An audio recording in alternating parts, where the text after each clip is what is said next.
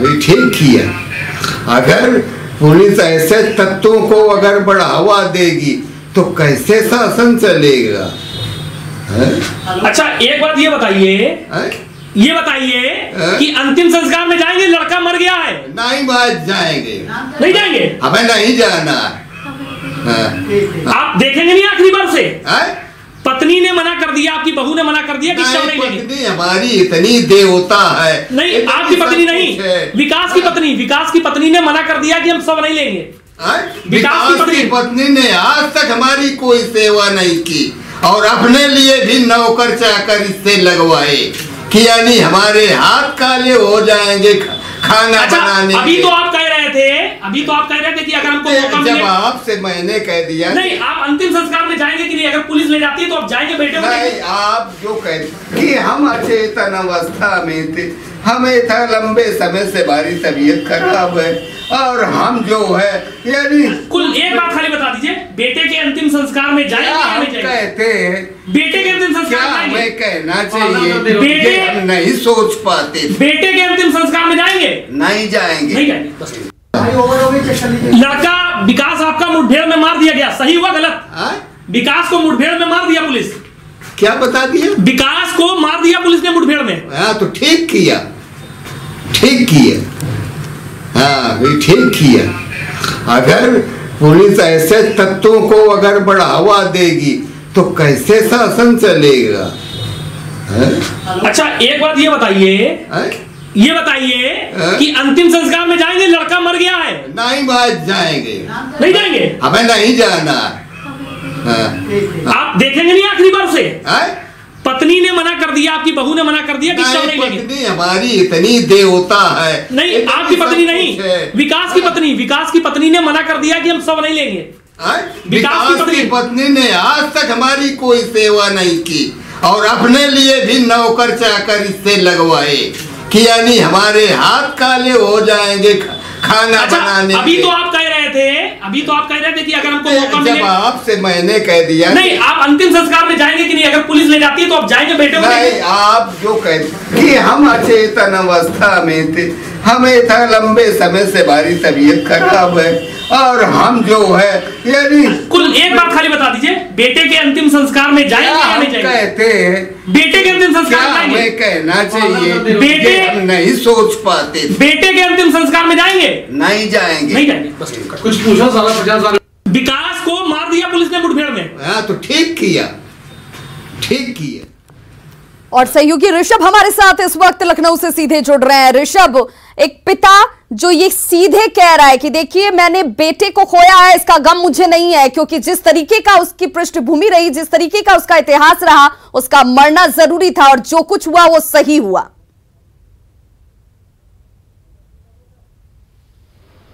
विभा देखिए, वो भी एक पिता है, इस वक्त दुखी पिता है और उन्होंने पूरी जिंदगी भर झेला है विकास को।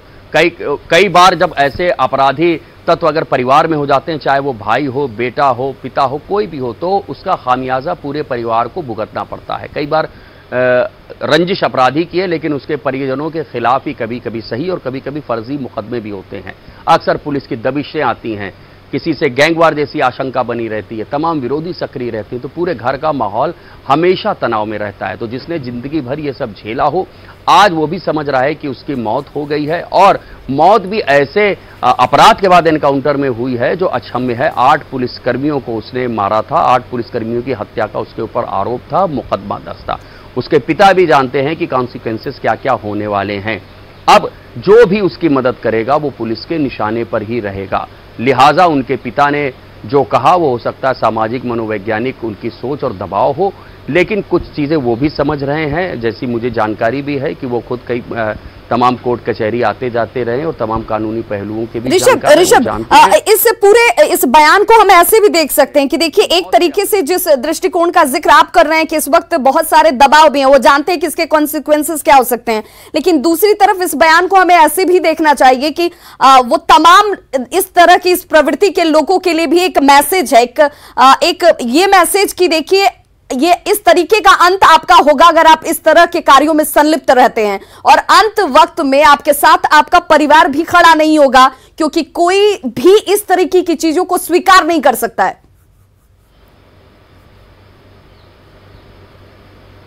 जी बिल्कुल, ये बात भी आपने बिल्कुल सही है। देखिए कई बार ऐसा होता है, तमाम अपराधी जब पकड़े जाते हैं तो पश्चाताप का बहाना भी करते हैं, कई बार पश्चाताप करते भी हैं, और हमेशा ये बात कहते हैं कि मैंने जो भी अपराध किया है ये अपने परिवार के लिए किया है, अपनी पत्नी के लिए, अपने माँ बाप के लिए, अपने बेटे के लिए किया है। तो कम से कम अब यहाँ से वो मैसेज चला जाता है कि देखिए अगर आप अपराध करते हैं और ये जताने की भी कभी कोशिश करते हैं कि मैंने अपने परिवार के लिए किया है, तो आखिरी समय पे वो परिवार भी आपका साथ छोड़ देगा। इसलिए आप उस अपराध के रास्ते को छोड़ दीजिए, नहीं तो अंतिम वक्त में आपका परिवार आपको छोड़ देगा। ये भी इससे एक संदेश लिया जा सकता है। अब उनके पिता की इस वक्त मनोवैज्ञानिक दशा क्या है, चूंकि वो कानपुर में, हम यहाँ लखनऊ से जो उनसे बातचीत हुई उसको सुन के उसका विश्लेषण कर रहे हैं, लेकिन जब आप मौके पे पहुंचेंगे तो शायद बेहतर बता पाएंगे। लेकिन इसके मायने ये भी लगाने चाहिए, चूंकि तमाम ऐसे अपराधी हैं जो ये बात कहते हैं कि ये अपराध हमने अपने परिवार के लिए किया है, कई बार अपने परिवार से भी ये बात कहते हैं। बिल्कुल, लेकिन ऋषभ इसमें अगर उनकी मां के बयान को भी हम जोड़ दें या कोट करें उनकी मां के बयान को, तो उन्होंने जिस वक्त से विकास दुबे फरार चल रहा था उस वक्त भी उस मां ने अपने बड़ी जीवटता का परिचय देते हुए कहा था कि ये कर्म उसके ऐसे हैं और उसके साथ इसी तरह का व्यवहार होना चाहिए, उसे गोलियों से छलनी कर दिया जाए। ये मां उस वक्त भी कह रही थी और कहीं से ये नहीं लग रहा था कि वो किसी दबाव की वजह से कह रही हैं। नहीं, बिल्कुल आप सही कह रही हैं विभा। मेरी खुद उनकी मां से बात हुई थी, मैंने उनका इंटरव्यू लिया था, तो उन्होंने ये बात कही थी कि जिसने 8 परिवारों को बर्बाद किया है, 8 लोगों की हत्या की है, जिसकी वजह से उनके परिवार बर्बाद हो गए हैं, तो ऐसे ही ये भी बर्बाद होना चाहिए। जिसने पुलिस को मारा है उसको भी पुलिस मारे, ये बात उसकी मां ने कही थी। माँ वो दर्द समझ सकती है, माँ ही पैदा करती है, सृजन करती है, निर्माण करती है। माँ समझ सकती है किसी भी चीज को खोने का दर्द। मां समझ रही थी कि हाँ 8 पुलिसकर्मियों की जान गई है, वो 8 परिवार बर्बाद हो गए हैं, तबाह हो गए हैं, और उसके बेटे की वजह से ये सब हुआ है, तो लिहाजा वैसी ही सजा उसके बेटे को भी मिलनी चाहिए। उसकी लेकिन इन पूरे घटनाक्रम में ऋषभ, इन पूरे घटनाक्रम में एक माँ बाप के दृष्टिकोण से उनकी इस वक्त अगर हालत का जिक्र किया जाए तो कहीं ना कहीं ये दर्द, ये टीस उनके भी जहन में जरूर रही होगी कि मेरे बेटे की ऐसी मौत ना होती, मेरा बेटा ऐसे कर्मों में संलिप्त ना होता, क्योंकि हर माँ बाप की इच्छा होती है कि उनका नाम जो है बेटे से हो, लेकिन ऐसे काम से ना हो।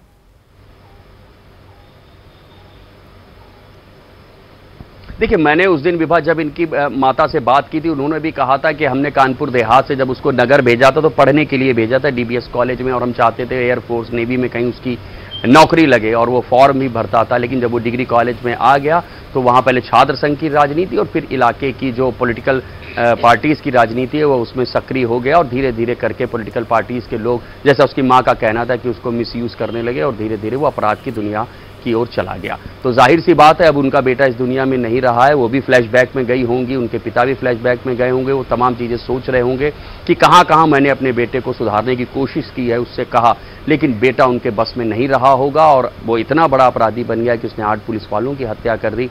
तो उसका भी अंजाम कुछ ऐसा ही होना था, माता पिता जानते थे, तो वही हुआ है, और माता पिता वही शिक्षा देने की कोशिश कर रहे हैं कि अगर कोई ऐसा अपराध करेगा तो उसका अंजाम भी ऐसा ही होगा। बिल्कुल, बहुत बहुत शुक्रिया ऋषभ मणि इस तमाम जानकारी के लिए। तो देखिए पिता के अगर इस बयान को आप सुनेंगे, मैं चाहूंगी कि एक बार इस बयान को फिर से चलाया जाए। इस बयान से ये साफ हो जाता है कि इस तरह की मनोवृत्ति, इस तरह की प्रवृत्ति और आपराधिक कार्यों में अगर आप संलिप्त रहते हैं और अगर आप दूसरा विकास दुबे बनना चाहते हैं, तो देखिए अंत वक्त में जो परिवार खड़ा होता है, जो साथ आपके होते हैं, वो आपका साथ नहीं देंगे। और 8 पुलिस वालों का हत्यारा विकास दुबे का क्या होगा, यह सवाल गुरुवार शाम तक गूंज जरूर रहा था, लेकिन शुक्रवार की सुबह होते ही इसका जवाब सबके सामने आ गया कि विकास दुबे का एनकाउंटर हो गया। एनकाउंटर में गंभीर रूप से घायल हुए विकास दुबे की मौत हो गई है।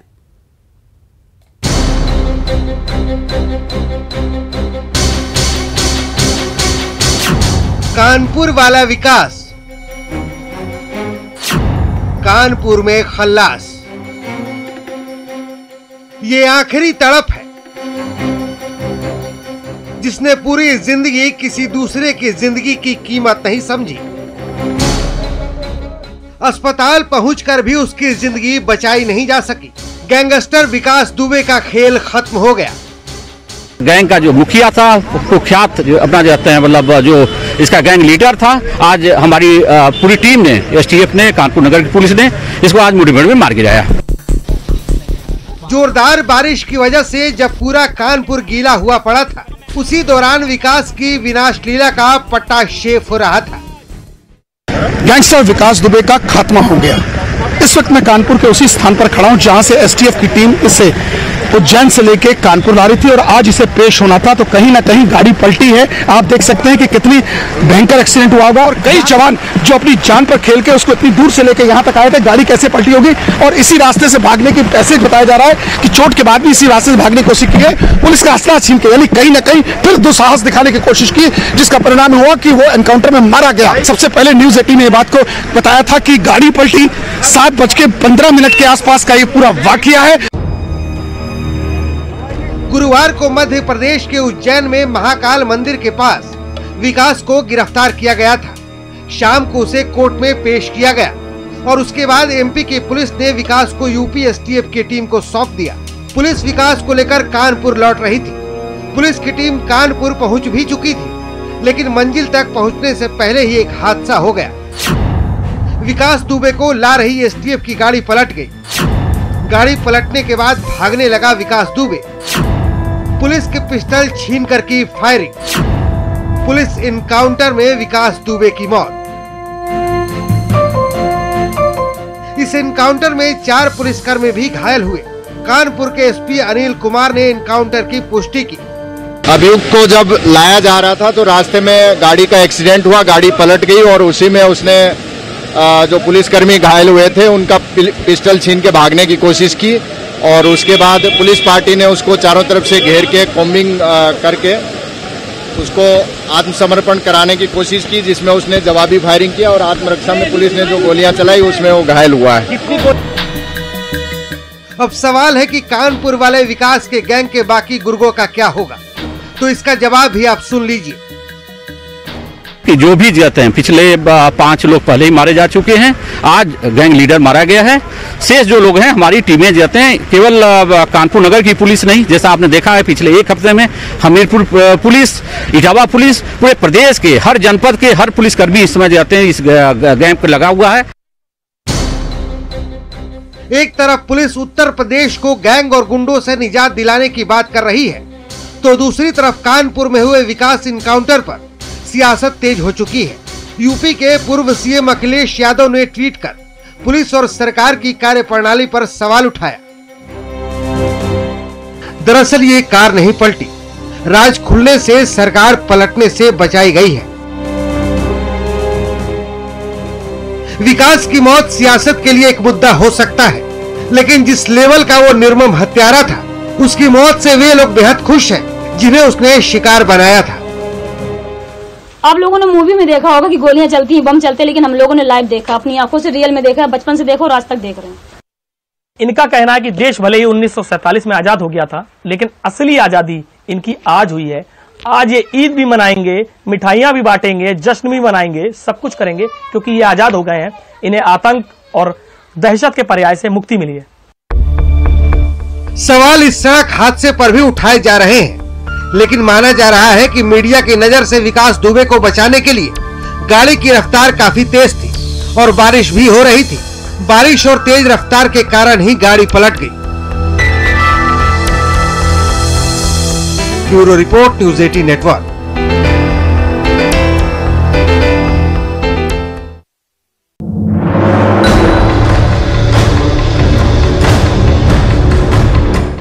तो कुछ और खबरों के साथ जल्द होंगे वापस, देखते रहिए जोहार झारखंड। और खबर पूर्वी सिंहभूम से, जहां के घाटशिला में भीषण सड़क हादसा पेश आया। ट्रेलर और कार के बीच सीधी टक्कर हुई है। पूर्वी सिंहभूम के घाटशिला में भीषण सड़क हादसे में ट्रेलर और कार के बीच सीधी टक्कर हुई और इस सड़क हादसे में 3 लोगों की मौत हो गई है, जबकि 3 लोग इस दौरान गंभीर रूप से जख्मी हो गए। ट्रेलर और कार के बीच ये सीधी टक्कर, एक्सक्लूसिव तस्वीरें आपके सामने। 3 की मौत और 3 लोग इस दौरान गंभीर रूप से जख्मी हो गए। बहरागोड़ा थाना क्षेत्र में NH 18 के पास यह हादसा होता है। जमशेदपुर से कोलकाता जा रहे थे कार सवार, जिस दौरान यह हादसे का शिकार हुए। वहीं बड़ी खबर गोड्डा से, जहां पर भतहीडा पेट्रोल पंप से एक मोपेड में आग लगने की तस्वीरें सामने आई। तस्वीरें आपके हम दिखा रहे हैं, एक्सक्लूसिव तस्वीरें आपके टीवी स्क्रीन पर। मोपेड चालक पेट्रोल पंप पर तेल भरवा रहा था और तभी अचानक से उसके मोपेड में आग लग जाती है। घटना की ये पूरी तस्वीर सीसीटीवी कैमरे में कैद हो गई। पेट्रोल पंप पर मौजूद कर्मी यहां पर सूझबूझ दिखाते हैं और इसके बाद एक बड़े हादसे को इस सूझबूझ की वजह से टाल दिया गया।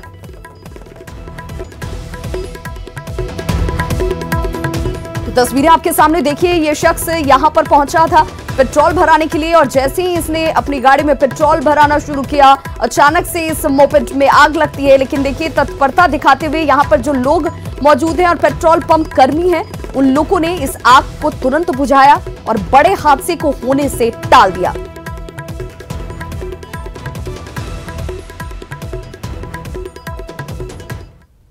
राजधानी में कोरोना पॉजिटिव मरीजों की बढ़ती संख्या को लेकर आज प्रशासन की ओर से मेन रोड में जागरूकता अभियान चलाया गया। इस दौरान 5 से ज्यादा लोगों की दुकान में मौजूदगी पर संबंधित दुकानदारों को चेतावनी दी गई। टीम में LRDC सदस्य, सदर DSP, अंचलाधिकारी समेत कई पदाधिकारी मौजूद थे। मेन रोड में मौके का जायजा लिया संवाददाता संजय कुमार सिन्हा ने। कोरोना को लेकर रांची पुलिस प्रशासन बिल्कुल सख्त नजर आ रहा है। आज रांची के मेन रोड में प्रशासन की पूरी टीम दुकानों में यह चेक करने निकली कि आखिर एक दुकान में कितने लोगों की भीड़ उमड़ रही है। प्रशासन की ओर से सख्त निर्देश दिया गया है कि एक दुकान में 5 से ज़्यादा लोगों की भीड़ नहीं होनी चाहिए। कि दुकानें खुलेंगी लेकिन एट ए टाइम 5 आदमी अंदर रहेंगे, जाएंगे, उनका जब शॉपिंग पूरा हो जाएगा उसके बाद पुनः वो निकलेंगे। दुकान के अंदर जितने भी व्यक्ति हैं वो सारे मास्क का प्रयोग करेंगे, हैंड ग्लव्स रखेंगे, पहनेंगे। यही सबको देखने हम लोग आज निकले हैं, जिसमें जहाँ पर त्रुटि मिल रही है उनको नोटिस दिया जा रहा है। रांची पुलिस और रांची प्रशासन ये दोनों मिल करके लोगों को हम लोग एक तरह से जागरूक कर रहे हैं और वैसा दुकान जहाँ पे ज़्यादा गैदरिंग मिल रहा है उसको हम लोग नोटिस दे रहे हैं। कुछ 10 से 11 पॉइंट्स सेलेक्ट किया गया है हम लोगों द्वारा। उस पॉइंट्स पे जो नॉर्म्स वो पूरा नहीं कर रहे हैं उनको नोटिस दिया जा रहा है, उनको बोला जा रहा है फिलहाल आप बंद करिए और इसका जवाब देने के बाद ही फिर आप खोलिएगा दुकान को। साथ साथ लोगों को भी हम लोग जागरूक कर रहे हैं कि वो सोशल डिस्टेंसिंग का पालन करें, मास्क पहने, हैंड सैनिटाइज़र, जो कोविड से बचने के लिए जो उपाय है उसके लिए भी हम लोग जागरूक कर रहे हैं लोगों को। तो रांची पुलिस का साफ कहना है कि जागरूकता ही बचाव है और अगर इसमें कहीं भी चूक हुई तो प्रशासन कार्रवाई करने से नहीं चूकेगा। कैमरामैन राजीव रंजन के साथ संजय कुमार सिन्हा, न्यूज़ 18 रांची। हजारीबाग में कोरोना से संक्रमित फरार चोर को पुलिस ने आखिरकार पकड़ लिया। दरअसल चोरी के आरोपी में इस पुलिस ने पकड़ा और तब जांच की गई और उसका रिपोर्ट पॉजिटिव आया। पुलिस ने चोर को कोविड अस्पताल में भर्ती कराया, जहां से ये चोर जो है फरार हो गया था। इसका इलाज जहां चल रहा था, लेकिन पुलिस को चकमा देकर ये वहां से फरार हो गया। फिलहाल पुलिस ने चोर को एक बार फिर से पकड़ लिया है और अस्पताल पहुंचाया गया और इस इलाके की घेराबंदी शुरू कर दी गई है जहां ये शख्स छुपा हुआ था। से ये हम लोगों के लिए काफ़ी बड़ी चुनौती थी, क्योंकि अब ये एक एक्यूज्ड से अधिक एक कोरोना पॉजिटिव केस था और चूँकि ये एक आपराधिक मानसिकता वाला व्यक्ति है, तो इसलिए ये जो है कि कल सुबह में यहाँ से निकल गया था कोविड हॉस्पिटल से। तब से लगातार हम लोग जो है कि इसके फिराक में थे और मुझे खुशी है कि हजारीबाग की स्थानीय जनता ने हम लोगों को काफ़ी सहयोग दिया। जमशेदपुर के मानगो में इन दिनों पानी की समस्या से लोग परेशान हो रहे हैं, लेकिन प्रशासन की तरफ से इस पर कोई ध्यान नहीं दिया जा रहा। लोग गैलन लेकर पानी के लिए इधर उधर भटकते नजर आ जाएंगे। मानगो में लोगों से बात की हमारे सहयोगी आशीष कुमार तिवारी ने। मानगो में लगातार पानी के लिए लोगों के बीच हाहाकार देखा जा रहा है। वहीं मैं बता दूं कि मानगो में लगभग 5 लाख की आबादी है, जहां रोज पानी की समस्याएं होती है और लोग जो है पानी के लिए दर दर भटकते हैं। बच्चे हो, बुजुर्ग हो, पानी के जरकन लेकर दूर दूर कई किलोमीटर दूर जाकर पानी लेते हैं और रोजाना यहाँ NH 33 की मरम्मती के नाम को लेकर आए दिन पाइप जो है वो फट जाता है, जिससे लोगों में पानी के लिए काफ़ी परेशानी का सामना करना पड़ता है। पानी का तो अभी हर रोज़ परेशानी है, कभी भी पाइप टूट जा रहा है, कभी रोड का निर्माण होते हुए पाइप कट जा रहा है। बहुत तरह का बहाना भी है। मानगो में जब से नया पाइप लाइन का कनेक्शन शुरू हुआ है तब से हमेशा ही प्रॉब्लम है। 2 दिन आता है, 2 दिन एकदम बंद हो जाता है। मतलब ये व्यवस्था पहले नोटिफाइड से हम लोग को नगर निगम से पहले टैंकर भी व्यवस्था होता था कुंवर बस्ती में, आज के समय में टैंकर भी नहीं आता है। कि प्रशासन इसको पानी या बिजली का जो सुविधा है वो अत्यंत महत्वपूर्ण और ज़रूरी चीज़ है, इसको देखे और इसको ठीक करे जल्द से जल्द। न्यूज़ 18 के लिए जमशेदपुर से आशीष कुमार तिवारी। पश्चिम सिंहभूम में आज भी ग्रामीण डाकघर झोपड़ियों में ही चल रहे हैं। इन झोपड़ियों में कर्मी कई सालों से यूं ही काम कर रहे हैं। डाकघर में ग्राहकों के बैठने तक की कोई सुविधा नहीं है। वहीं प्रधान डाकघर के डाकपाल का यह कहना है कि ग्रामीण क्षेत्र में ऐसी ही व्यवस्था है क्योंकि वहां के डाककर्मी घर घर जाकर काम करते हैं। अच्छा। सब्सिट्यूट में है अभी हम। सब्सिट्यूट में। हाँ। अच्छा। और कितने स्टाफ हैं? हम लोग 2 स्टाफ हैं। अच्छा। कहाँ हैं? हाँ? वो क्या करते हैं वो तो ब्रांच पोस्ट मास्टर हैं। हाँ। अच्छा, यहाँ क्या क्या सुविधाएं हैं ये बताइए। यहाँ आपका बचत खाता, आरडी, टीडी, सुकन्या समृद्धि योजना ये चलते हैं। ही है। 1-2 स्टाफ होता है वहाँ, 1-2 स्टाफ है वहाँ पर। एक कमरा ही होता है। हाँ, जो सरकार का जो मेजरमेंट है उसके अनुसार हम लोग एक कमरा ही होता है। पोस्ट ऑफिस छोटा पोस्ट ऑफिस होता है। हाँ, और वहाँ का ये ब्रांच पोस्ट मास्टर घर घर जा कर के, लोकल में है, घर घर जा कर के और पैसा का ट्रांजेक्शन करते हैं।